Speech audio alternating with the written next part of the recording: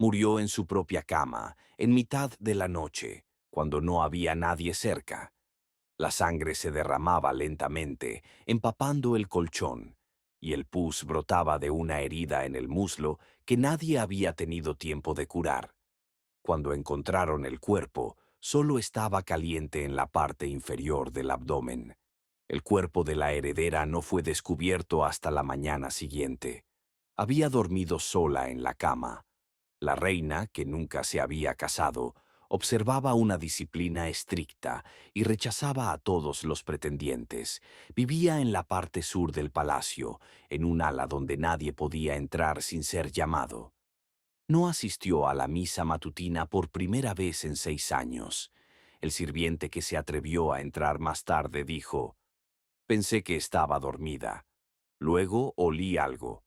Según la versión oficial, sufría de fiebre. Pero el médico de la corte, Gaspard Delon, en un informe enviado al Consejo Privado, declaró: «La fiebre no explica la secreción de pus, la hinchazón de la parte inferior del abdomen y el olor pútrido que emanaba de los tejidos genitales». Este documento fue ocultado en los archivos, pero se conservó una copia.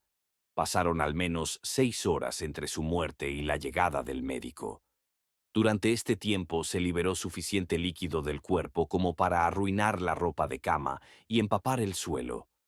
Un sirviente dijo: «Cuando movimos el cuerpo, todo lo que había debajo estaba mojado y olía a cerdo muerto». Probablemente la muerte se produjo entre las 3 y las 4 de la madrugada. Las últimas horas quedaron registradas en las cartas de Margarita, la doncella. Pidió vinagre. Le traje una botella. Se la puso en la frente y dijo: «Si empieza, no tengas miedo». Empezó 20 minutos después. Primero convulsiones en las piernas, luego sangre por la boca. Después, no abrió los ojos. La virginidad de la reina era un asunto de importancia estatal. Por eso no se tocó el cuerpo hasta la llegada del obispo Valen. Se requería su firma para permitir que un médico examinara el cadáver. Según los rumores, llegó tarde porque tenía que prepararse. Cuando le permitieron ver el cuerpo, permaneció en silencio durante varios minutos. Uno de los guardias informó más tarde. Se secó los ojos. Luego dijo: «El cuerpo ya no es suyo. Ahora no pertenece a nadie». Los primeros signos de descomposición aparecieron al día siguiente. Esto causó alarma. En condiciones normales, con las bajas temperaturas invernales, el cuerpo de una mujer puede permanecer intacto hasta 3 días.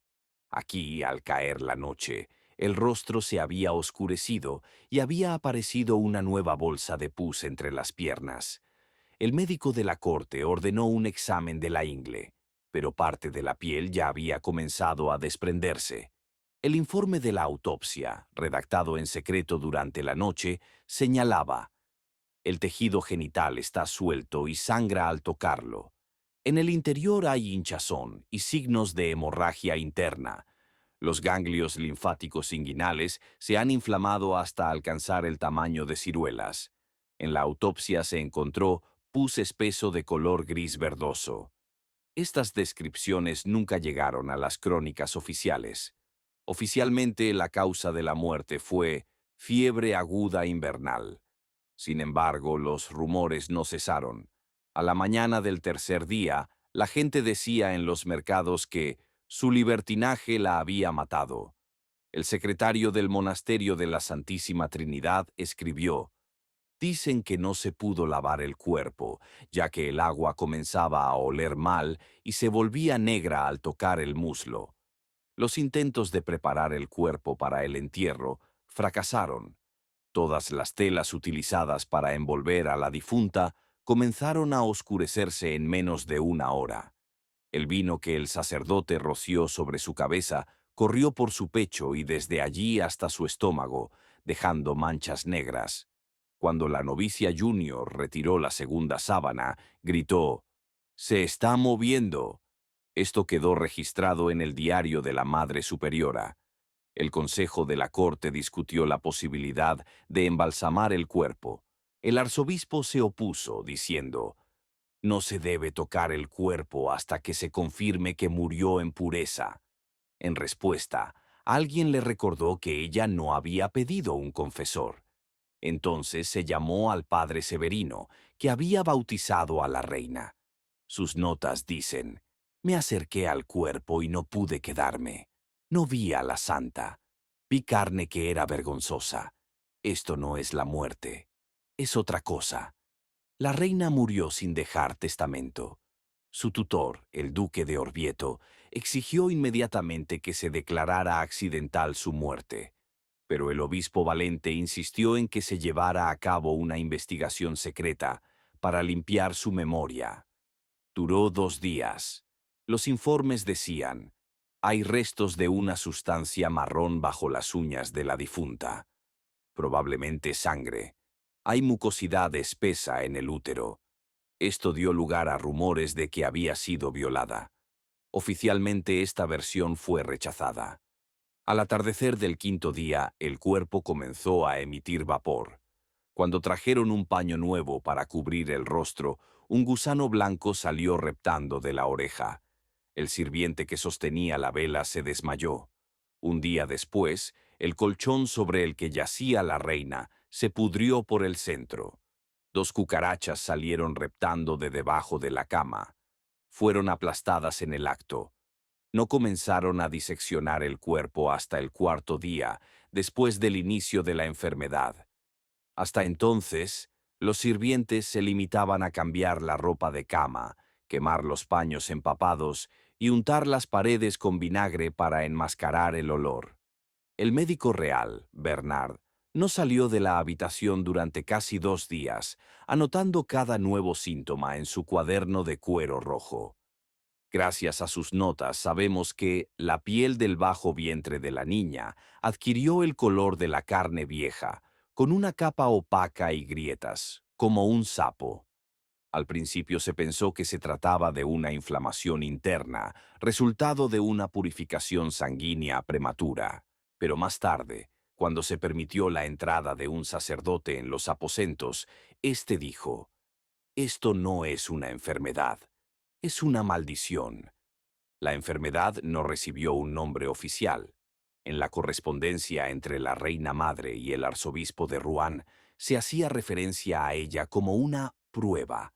Al parecer, Dios había sometido su cuerpo a tal sufrimiento para revelar su alma. Pero los cortesanos sabían que todo había comenzado con un dolor en el costado. La noche en que la princesa no acudió a las oraciones vespertinas y el capellán se vio obligado a leer los salmos solo. El sirviente que le llevó agua dijo que se agarraba el costado y murmuraba, «Me quema», por dentro. Por la mañana no se levantó. Por la noche empezó a gritar. Después comenzó a expulsar un líquido turbio con vetas de sangre. Hubo que quemar la ropa de cama, cambiar el colchón y hervir la celosía de madera en miel y caldo de laurel. Bernard escribió, «Segunda noche, fiebre. Su cuerpo está seco, pero la zona de la ingle está pegajosa. El dolor empeora. La ingle era el origen del hedor. La lavaron con vino, la frotaron con vinagre y le aplicaron vendajes con miel y aceite. Pero la piel comenzó a pelarse y luego a oscurecerse. Esto causó pánico. La princesa aún estaba consciente. Susurraba los nombres de mujeres de su familia fallecidas hacía mucho tiempo. Pedía agua, pero no bebía. A veces cantaba. Más tarde, esto se atribuyó al delirio. Cuando llamaron al archidiácono, éste escribió. Hablaba con claridad, como si no estuviera enferma. Pidió que quemaran su ropa interior, que no dejaran entrar al obispo y que nadie mirara su herida. No le hicieron caso.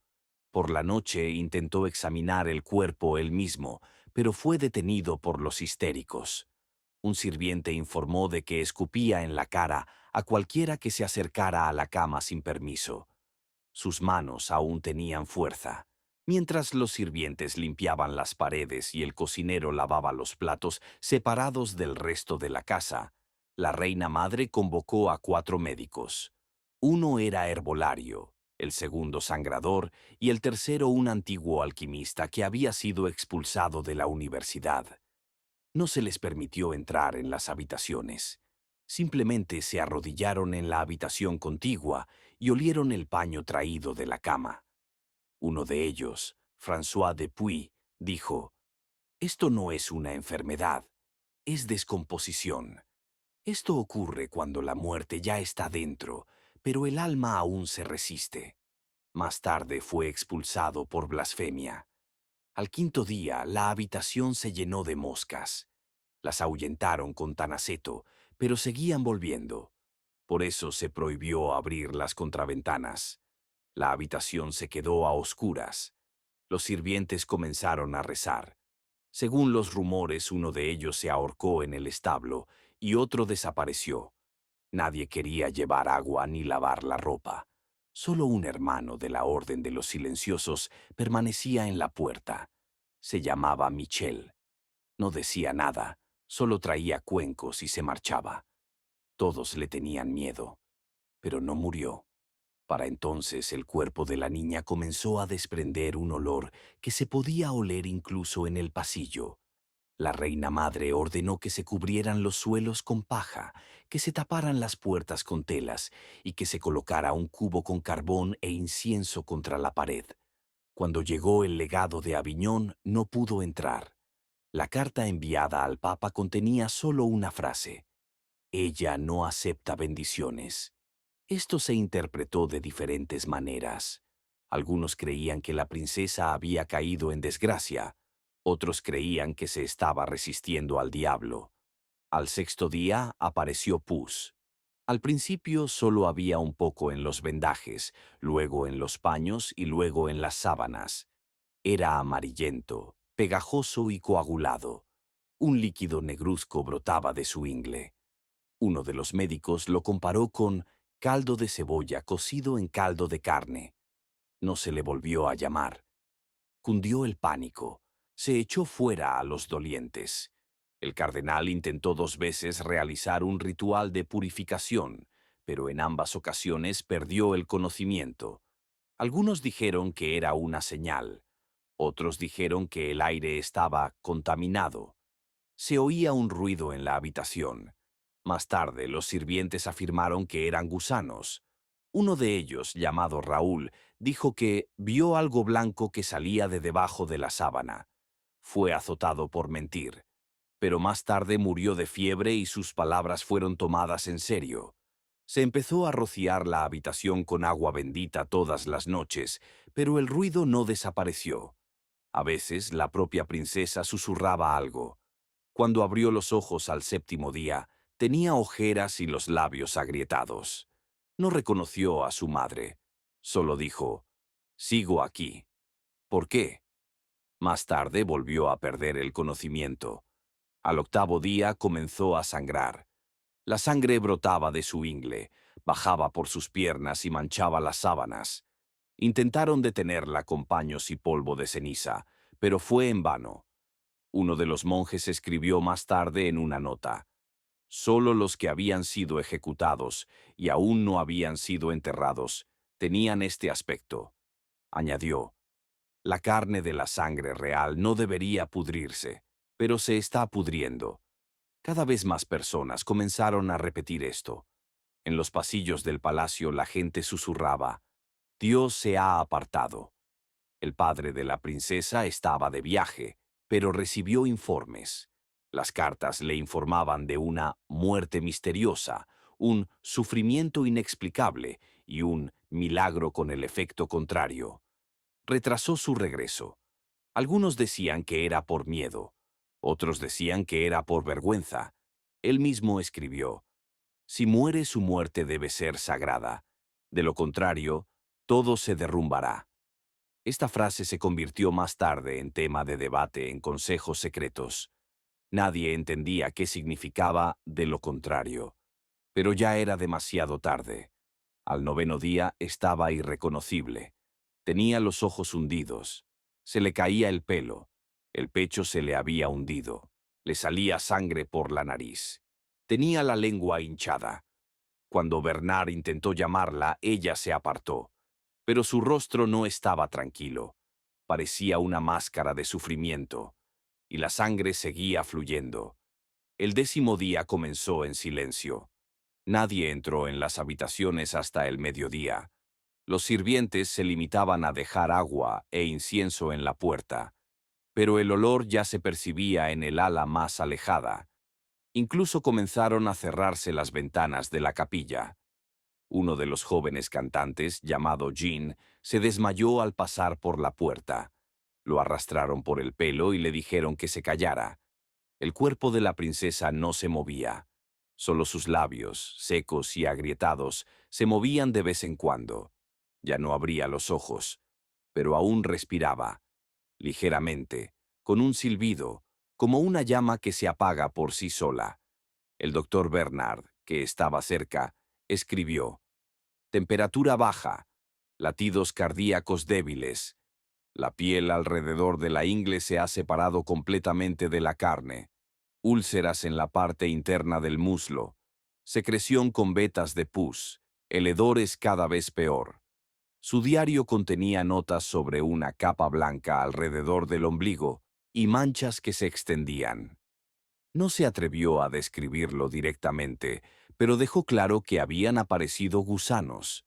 Al principio solo eran unos pocos, pero luego aparecieron más. Se eliminaron con un cuchillo.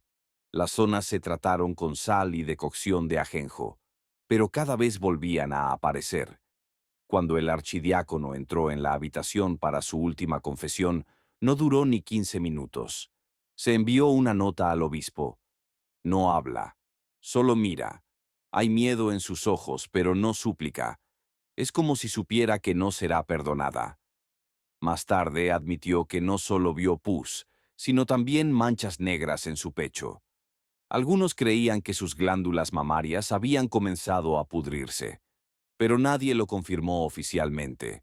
El colchón en el que yacía la princesa ya no se cambiaba. Simplemente se cubría con hierbas. Las telas se empapaban durante la noche. Los sirvientes solo entraban con máscaras de cáñamo empapadas en vinagre. Uno de ellos, un anciano llamado Luis, dijo que nunca había visto nada que oliera así en una persona viva. Vivió 3 días más. Murió asfixiado. En el funeral nadie mencionó dónde había servido. La reina madre decidió que era hora de llamar a un sacerdote para los ritos funerarios. Pero cuando llegó el obispo de Tours, se negó a entrar. No puedo leer las oraciones cuando el cuerpo ya ha sido profanado. Estas palabras llegaron a oídos del padre. Él envió una respuesta. Si no la enterramos como a una santa, toda la familia morirá. Era un reconocimiento político del desastre, porque ya nadie consideraba que el cuerpo de la hija estuviera bendecido. Al 12º día, la piel de su estómago se había vuelto completamente negra.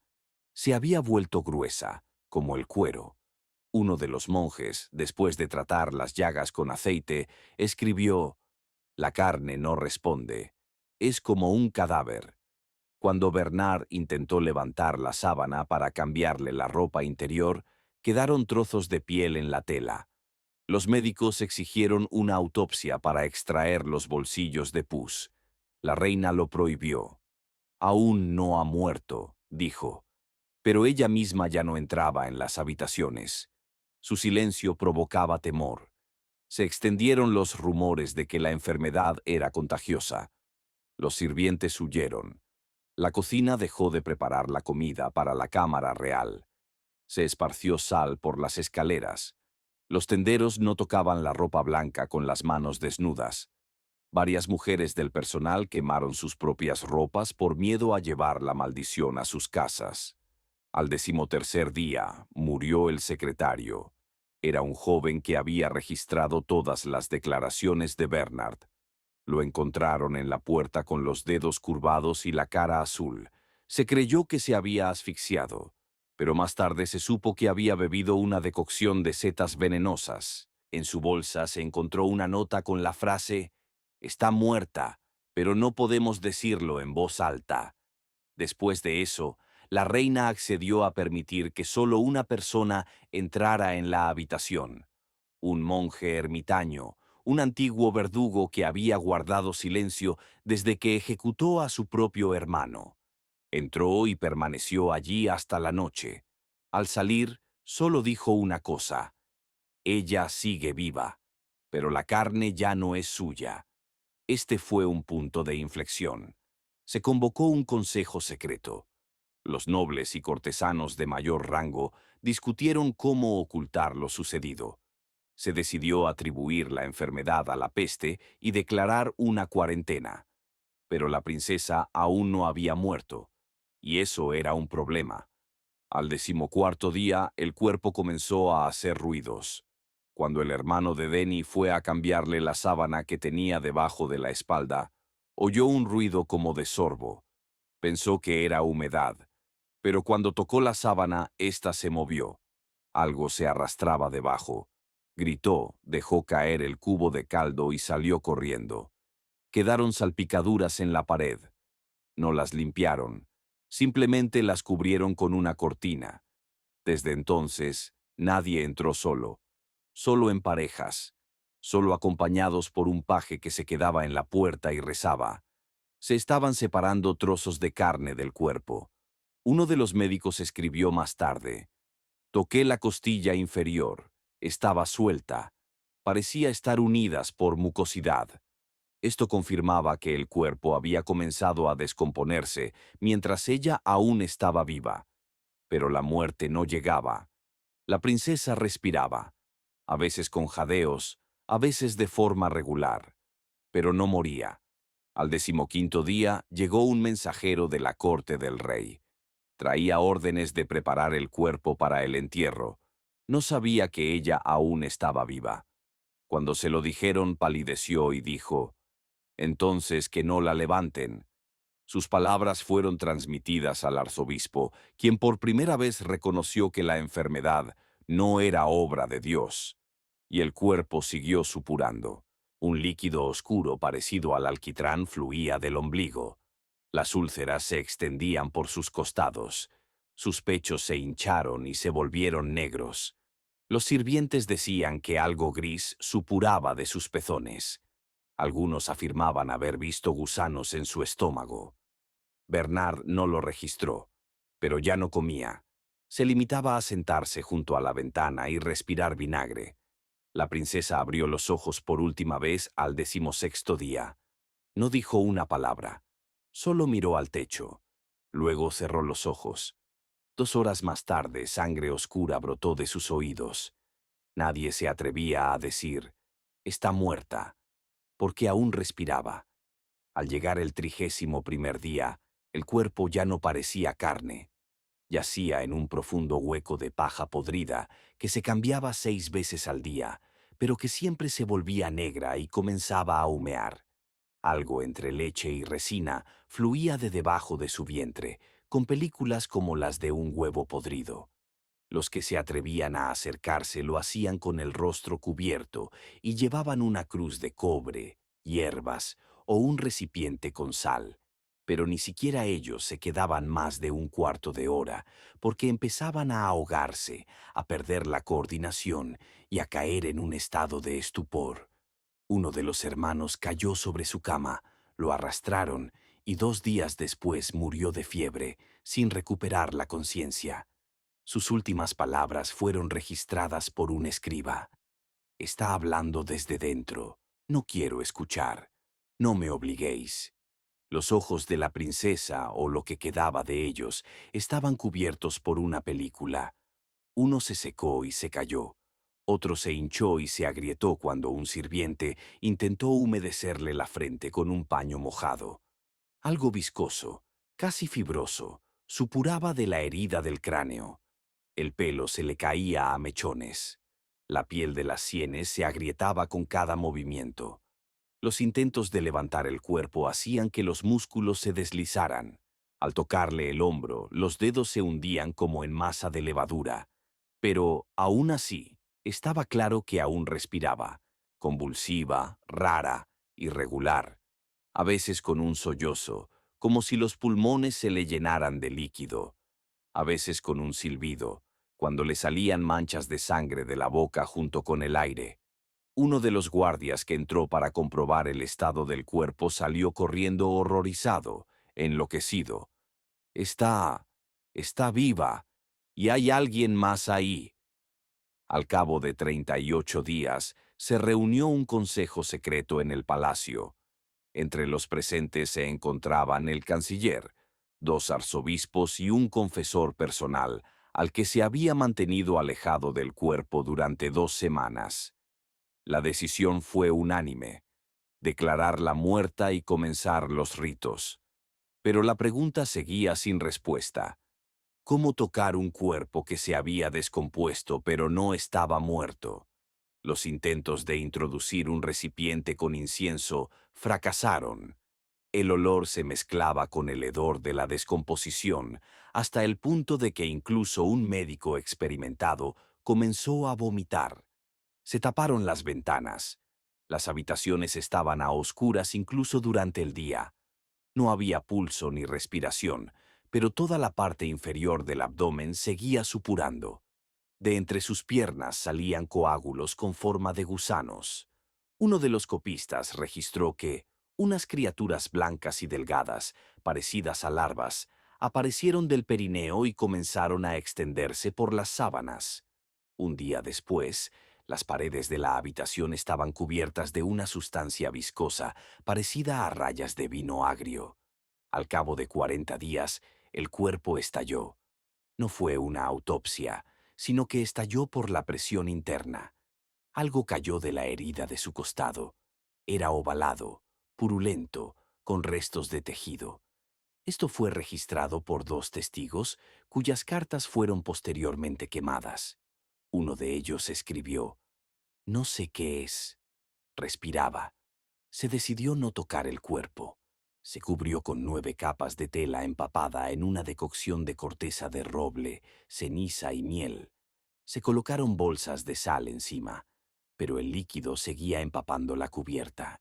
Por la mañana la tela se había vuelto negra y aparecieron manchas en ella, parecidas a huellas dactilares, pero demasiado finas y largas para ser humanas. Cuando la madre superiora del convento donde iba a ser enterrada, la princesa, recibió la noticia de su muerte, se negó a aceptar el cuerpo. Dios acepta el alma, pero yo no creo que ella se haya ido. El arzobispo ordenó que la ceremonia se celebrara fuera de los muros del templo. El cuerpo fue trasladado por la noche en un ataúd cerrado y sellado con 7 sellos. El sacerdote no se atrevió a tocarlo. Solo leyó oraciones desde la distancia. El ataúd crujía. La sangre brotaba de las grietas. Fue enterrada sin ceremonia, sin cantos, sin velas, sin palabras. Se cavó una tumba en el patio trasero del monasterio, donde anteriormente habían sido enterrados los leprosos. Estaban presentes 3 personas.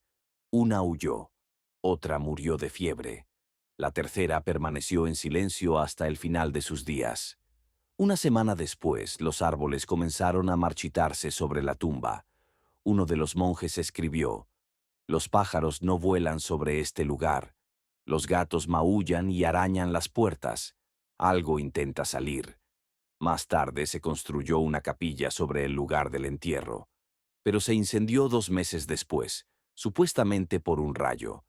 Otros dijeron que el fuego se inició desde abajo.